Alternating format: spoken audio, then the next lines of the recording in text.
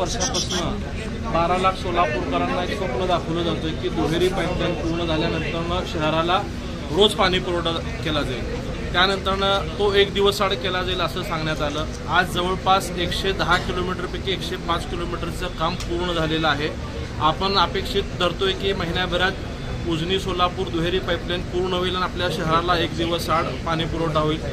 याबाबत अधिवेशनामध्ये मी देखील आवाज उठवला आणि जे 89 कोटी रुपये मागच्या अनेक महिन्यापासून थकलेले होते ते आदरणीय मुख्यमंत्री देवेंद्रजी फडणवीस साहेब यांनी तातडीने रिलीज केले आणि एक सगळा आनंदाचा वातावरण आपल्या सगळ्या सोलापूरकरांमध्ये असताना महापालिकेच्या अधिकाऱ्यांशी चर्चा करताना ऑफ द रेकॉर्ड एक गोष्ट लक्षात आली की जी दुहेरी पाईपलाईन पूर्ण केली जाणार आहे, परंतु पाणी आल्यानंतर जे फिल्टर करण्यासाठी जे जलशुद्धीकरण केंद्र पाकणी येथे प्रस्तावित आहे त्याची जागा अद्याप महापालिकेने ताब्यात घेतलेली नाहीये। ती जागा वन खात्याच्या ताब्यात आहे।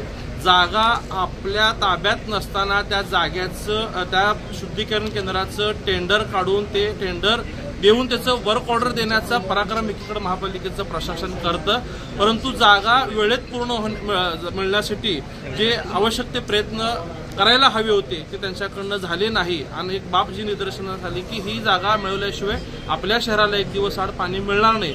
म्हणून आजच्या डीपीडीसीच्या बैठकीमध्ये मी याविषयी संबंधित पालकमंत्री महोदयांच्या निदर्शनास ही बाब आणून दिली आणि त्यात त्यांनी महापालिका आयुक्तांकडून सगळे उत्तर जाणून घेतले आणि त्यात त्यांचं पालकमंत्री महोदयांचंही समाधान झालं नाही, आमच्या लोकप्रतिनिधींचंही समाधान झालं नाही।